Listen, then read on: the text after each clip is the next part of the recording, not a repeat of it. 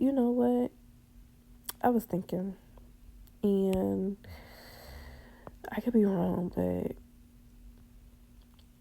when you talk to God and He asks you to do stuff and you don't do it the first time, and you have to constantly be told to do something, it's disrespectful. Like, think about when your kids say something hurtful to you or call you out of your name or what have you.